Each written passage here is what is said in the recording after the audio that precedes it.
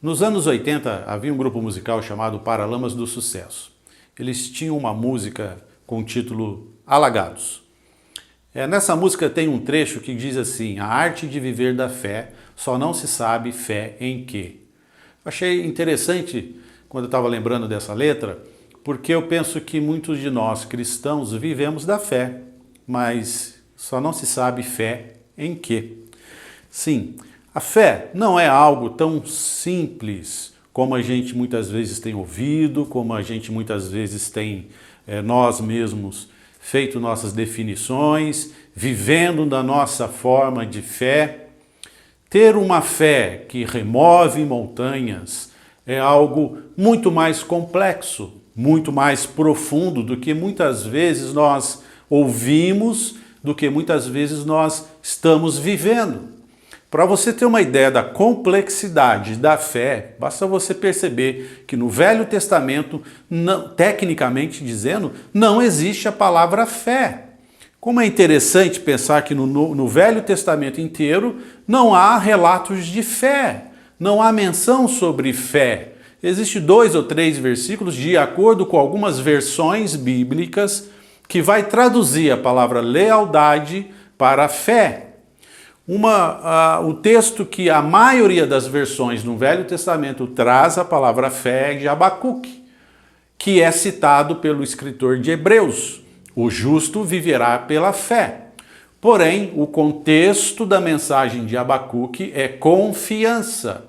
Também o contexto da mensagem de Hebreus, por isso ele usa o mesmo versículo, é confiança.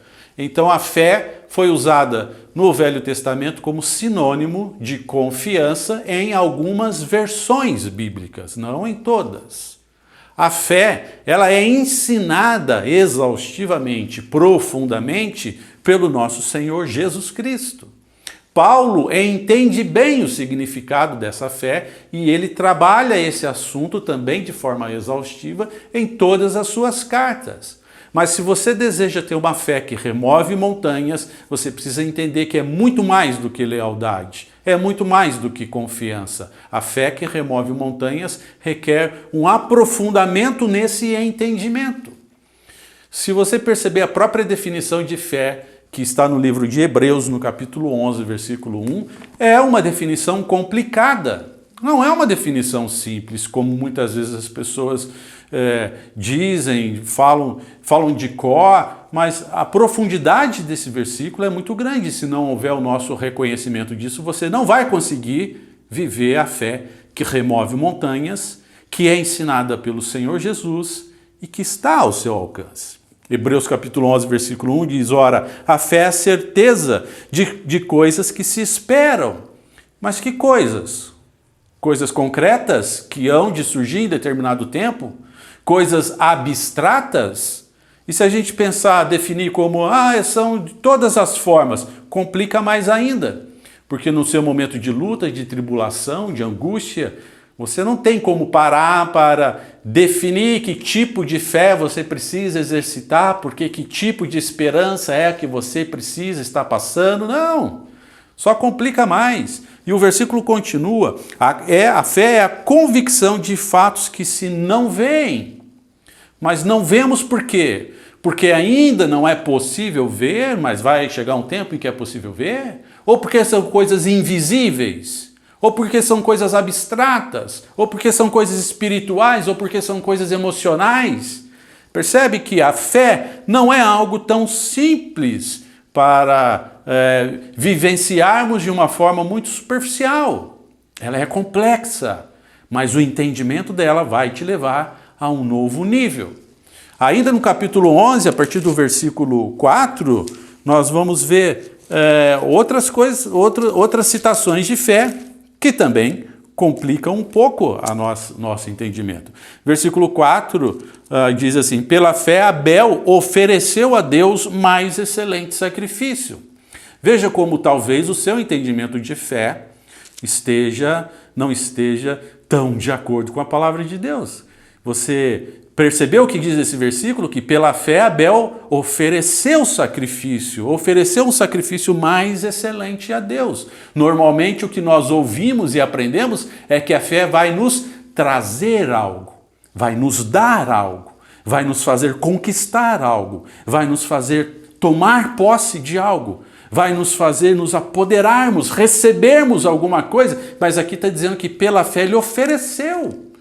Né? No versículo 5 diz assim, pela fé Enoque foi trasladado.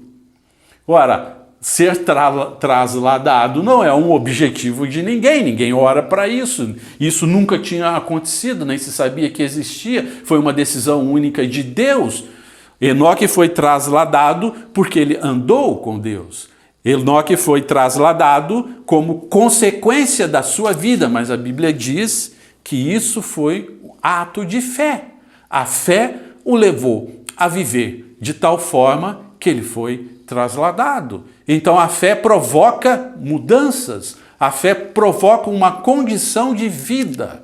A fé que remove montanhas não é muitas vezes a fé que nós ouvimos de forma superficial, é essa fé aprofundada, mais complexa, mas que está ao nosso alcance, se nos aprofundarmos nesse entendimento. No versículo 37 do capítulo 11 de Hebreus, temos um versículo muito conhecido também, exaustivamente lido nas igrejas, que diz assim, pela fé foram apedrejados, provados, cerrados pelo meio, mortos ao fio da espada, andaram peregrinos, vestidos de peles de ovelhas, de cabra, necessitados, afligidos, maltratados, e a lista continua. Pela fé viveram tais situações. Isso significa que a fé é muito mais do que acharmos que ela vai nos fazer conquistar algo. Ela vai nos fazer viver de tal forma, de uma forma que nunca experimentamos na vida, e isso traz momentos felizes, bons, mas traz momentos de luta também. Isso é fé. Se você não tiver momentos de luta, você não vai perceber a fé que está disponível para você. Quando nós temos esse entendimento de que a fé é mais complexa, é mais complicada do que imaginamos, então nós podemos entender um pouco melhor o que Paulo escreve sobre ela. No livro de Romanos, no capítulo 3, a partir do versículo 21, esse pequeno texto de 4 versículos é considerado o coração do livro de Romanos, e Paulo faz uma explanação muito profunda envolvendo a fé, onde a fé é um dos pontos principais do ensino dele, nesse texto. Veja o que ele diz em Romanos capítulo 3, a partir do versículo 21. Agora, sem lei, se manifestou a justiça de Deus. Preste atenção nas palavras que o apóstolo Paulo usa, que ele não as usa aleatoriamente, tem uma razão de ser. Se manifestou a justiça de Deus, testemunhada pela lei e pelos profetas, justiça de Deus mediante a fé em Jesus Cristo para todos e sobre todos os que creem, porque não há distinção, pois todos pecaram e carecem da glória de Deus, sendo justificados gratuitamente por sua graça, mediante a redenção que há em Cristo Jesus, a quem Deus propôs no seu sangue como propiciação, mediante a fé para manifestar a sua justiça, por ter Deus, na sua tolerância, deixado impunes os pecados anteriormente cometidos, tendo em vista a manifestação da sua justiça no tempo presente, para ele mesmo ser justo e o justificador daquele que tem fé em Jesus. É um texto bastante superficial, visto a sua profundidade. Mas perceba as palavras que o apóstolo Paulo usa aqui. Ele fala de justiça de Deus, ele fala de sermos justificados, ele fala da graça, da redenção, do sangue, da propiciação feita por Deus lá na cruz, a remissão dos pecados. Todas essas coisas estão diretamente ligadas à vivência da fé. Portanto, para você entender a fé, viver a fé que remove montanhas, você precisa ter um entendimento da justiça de Deus, da visão de justiça de Deus. E a justiça de Deus é que todos nós perecemos, todos nós pecamos, estamos destituídos da glória de Deus. A Bíblia, o apóstolo Paulo fala nesse texto sobre a justificação de Deus. Então eu preciso entender a justiça e a justificação de Deus, entender a graça, entender a redenção, o sangue, em outras palavras, o sangue de Cristo. Em outras palavras, eu preciso entender a cruz, o quanto isso significa na minha vida, para a minha vida. Se eu não entender isso, eu não consigo viver, experimentar a verdadeira fé que remove montanhas. Paulo, quando ele escreve isso daqui, só esses versículos dá um estudo muito aprofundado de muito tempo, mas você percebe que pelo menos 3 ou 4 vezes aqui ele uniu todas essas coisas na palavra fé. Porque a minha fé depende do entendimento destas coisas. Em Hebreus capítulo 11, que nós lemos ali no versículo 6, ele vai dizer que a fé, sem fé é impossível agradar a Deus. Então eu preciso buscar essa fé. Eu preciso aprender dessa fé. Isso não é só para que eu possa experimentar uma nova intimidade com Deus, mas é também para que eu possa agradar a Deus. E é interessante porque Davi vai escrever: agrada-te do Senhor e Ele satisfará os desejos do teu coração. Sem fé é impossível agradar a Deus. Está no versículo 6 do capítulo 11 de Hebreus, quando diz assim: de fato, sem fé é impossível agradar a Deus. E ele continua dizendo uma coisa aqui que também parece muito simples e clara, mas é muito complexa. Ele diz assim: porquanto é necessário que aquele que se aproxima de Deus creia que Ele existe. Isso parece uma redundância, porque eu não posso me aproximar de algo que eu não creio que existe. Ele diz: aquele que se aproxima de Deus creia que Ele existe. Então, o que ele está definindo como fé aqui não é somente acreditar na existência de Deus. O que ele está escrevendo aqui é que eu preciso me aproximar de Deus entendendo o que a existência de Deus representa na minha vida. A existência de Deus precisa modificar a minha vida, modificar os meus pensamentos, a minha forma de pensar, o meu comportamento. A existência de Deus precisa direcionar a minha vida, influenciar a minha vida. Então isso faz parte da fé. Então sem fé é impossível agradar a Deus, porquanto é necessário que você tenha a existência de Deus como participante da sua existência. Percebe como a fé está ao seu alcance, mas você precisa desejá-la, porque você precisa desejar a existência de Deus em sua existência. Em Daniel, no capítulo 3, versículo 16, quando eles são jogados na fornalha de fogo porque não adoraram os deuses pagãos de Nabucodonosor. No versículo 16, eles responderam, Sadraque, Mesaque e Abidnego ao rei: ó Nabucodonosor, quanto a isso não necessitamos de te responder. Se o nosso Deus a quem servirmos quer livrar-nos, ele nos livrará da fornalha de fogo ardente e das tuas mãos, ó rei.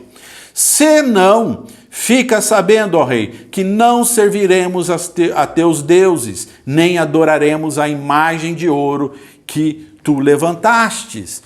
Veja que a fé deles não era somente de que Deus poderia livrá-los da fornalha. Aliás, no versículo 18 ele diz: se não nos livrar Deus da fornalha, ainda assim não adoraremos os teus deuses, Nabucodonosor. A maior preocupação deles não era que Deus os livrasse da fornalha. A maior preocupação deles era se manterem adorando somente a Deus. Isso é um exemplo de fé que remove barreiras. Porque, na verdade, a montanha que às vezes precisa ser removida não é a que você acha que deve ser removida, mas é aquela que te impede de ver que Deus tem uma nova vida para você, e você, tendo essa existência de Deus na sua existência, você consegue remover qualquer barreira, porque não importa o resultado, você sente, vive e experimenta a existência de Deus em você. Então nada te é impossível. Então a fé que você tem pode fazer o impossível, remover qualquer montanha, como essas três pessoas, Sadraque, Mesaque e Abednego. A preocupação era em se manter servindo a Deus. Por isso nós conseguimos entender melhor o texto de Mateus capítulo 9, quando Jesus vai falar sobre fé também, a partir do versículo 27 e 28. 28, tendo ele entrado em casa, aproximaram-se os cegos, e Jesus lhe perguntou: credes que eu posso fazer isso? Responderam-lhe: sim, Senhor, nós cremos. Então Jesus lhe tocou os olhos, dizendo: faça-se-vos conforme a vossa fé. Quando Jesus diz faça conforme a vossa fé, Jesus está dizendo, você vai experimentar agora a consequência da vida em fé que você tem. Veja que primeiro Jesus pergunta a eles: credes que eu posso fazer isso? Sim, nós cremos. É aí que está o segredo desse milagre de Jesus.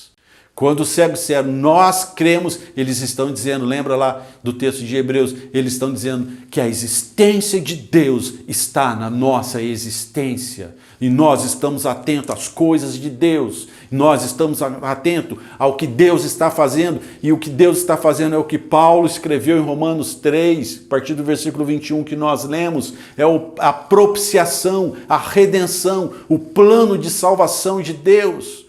Quando eles entenderam isso, quando eles declararam essa fé, então Jesus diz, seja feita conforme a vossa fé. É uma consequência.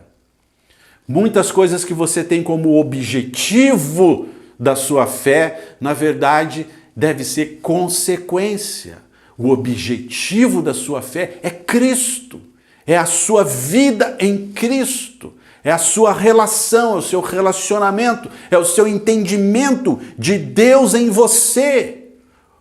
O que Ele muda em você, o como você foi mudado, é mudado e o quanto você tem para ser mudado em Deus. Essa é a fé.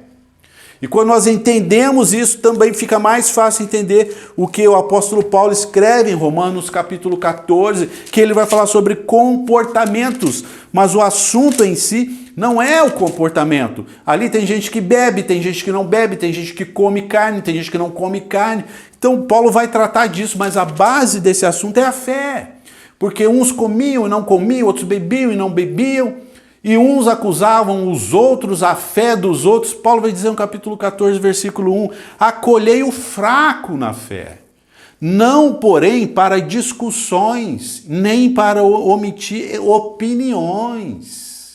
Sabe quando uma pessoa fica julgando a outra pelo seu comportamento? Ainda mais nesse sentido do capítulo 14 de Romanos, come, não bebe, não bebe, guardadas as devidas proporções, quando fica julgando, é falta de fé, de entendimento, de relacionamento com Deus.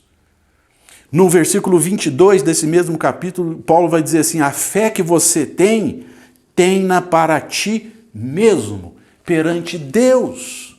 Isso significa o quê? Significa que a fé, ela é pessoal, ela não pode ser aprendida com outros, ela não pode ser passada para outros, ela é pessoal, ela vem do seu relacionamento com Deus. Você vai aprendendo, você vai crescendo nele, até chegar ao ponto como essas três pessoas na fornalha de fogo. Não importa se a gente vai morrer, importa que não deixaremos de adorar o nosso Deus. Como Hebreus 6 diz, né? É a existência de Deus na minha existência, esse é o primordial. Isso vai crescer a sua fé, isso é a fé que remove montanhas, e isso vai trazer as consequências dela, como consequência da sua vida com Deus. Por isso é importante que você cultive a sua fé, aprenda, cresça, desenvolva, viva a plenitude dessa fé, e isso depende de você. Você não vai adquirir de outros, você não vai aprender ouvindo os outros dizerem coisas sobre elas mesmas. Mas Paulo diz como você pode crescer e desenvolver a sua fé. Está em Romanos capítulo 10, a partir do versículo 13. Veja o que Paulo diz. Todo aquele que invocar o nome do Senhor Jesus será salvo. Como, porém, invocarão aquele em quem não creram? Como crerão naquele de quem nada ouviram? E como ouvirão se não há quem pregue? E como pregarão se não foram enviados? Como está escrito, quão formosos são os pés do que anunciam as boas novas. Mas nem todos obedeceram ao evangelho, pois Isaías diz: quem creu na nossa pregação? Agora preste atenção no que ele diz no versículo 17. E assim a fé vem pela pregação, e a pregação pela palavra de Cristo. Lembra lá do cego, onde Jesus perguntou para eles, para os dois cegos: credes em mim? Cremos, seja feito conforme a vossa fé. A fé vem pela pregação, e a pregação pela palavra de Cristo. Sabe o que isso significa? Principalmente nesses últimos 2 anos, que muitos vídeos, produções, cultos religiosos, transmitido pela internet, eu ouço pessoas dizer assim: eu gosto de ouvir o fulano de tal porque ele é engraçado, eu gosto de ouvir o Beltrano porque ele tem sempre uma palavra motivacional. Quero dizer uma coisa para você, meu querido: se você quer ouvir alguma coisa engraçada, vá ao teatro, vá assistir um stand-up. Se você quer ouvir coisas motivacionais, vá participar de palestras corporativas, não tem nada de errado nisso. Você vai sair de lá super animado. Mas se você quer experimentar a fé que remove montanhas, você precisa ouvir a palavra de Deus. Procure ouvir a palavra de Deus. Pessoas que estão sendo usadas por Deus para ser instrumentos da palavra dele, porque é isso que vai transformar a sua vida. A Bíblia diz que a palavra de Deus, ela serve para exortação, repreensão, educação. Portanto, meu amado, quando você ouve a palavra de Deus, você fica incomodado. Quando você ouve a palavra de Deus, você para e pensa assim: eu preciso mudar meu pensamento, meu comportamento, minha forma de enxergar, e você entra num processo de crescimento. Busque a palavra de Deus, não perca tempo. Se você está destinando o seu tempo para ouvir a palavra de Deus, não perca tempo com coisas que não vão te edificar, que não vão fazer você viver a fé que remove montanhas. A fé que remove montanhas. Ela é muito mais do que crer, do que acreditar, do que conquistar. A fé que remove montanhas é aquela, como o apóstolo Paulo vai citar lá em Filipenses, a partir do capítulo 4, quando ele diz assim: eu posso todas as coisas naquele que me fortalece. Quando ele diz isso, ele não está dizendo que ele pode conseguir todas as coisas. Ele está dizendo, como diz os versículos anteriores, ele está dizendo: eu posso passar fome, eu posso passar humilhação, eu posso passar sofrimento, eu posso passar vergonha, eu posso passar todas as coisas em Cristo Jesus, porque Ele é quem me fortalece. Quando você tiver esse entendimento, então você é uma pessoa de fé. Que esta palavra possa te animar, te desafiar a buscar e a experimentar a verdadeira fé que remove montanhas, que é a existência de Deus na sua existência. Então você vai perceber que nada te é impossível. Em Lucas capítulo 8, a partir do versículo 23, Jesus está no barco e esse barco sofre uma grande tempestade, estão a ponto de naufragar. Os discípulos vão até ele, acordam ele, diz: estamos à beira do naufrágio. Jesus levanta, repreende o vento, o mar, tudo se acalma. Eu fico imaginando ali a alegria dos discípulos e aquele ímpeto de todo mundo gritar de alegria, de fazer festa. Mas antes que isso aconteça, Jesus olha para eles e dá um pito neles. Jesus olha para eles e diz: onde está a fé de vocês? Olha que interessante, porque é exatamente isso que nós fazemos.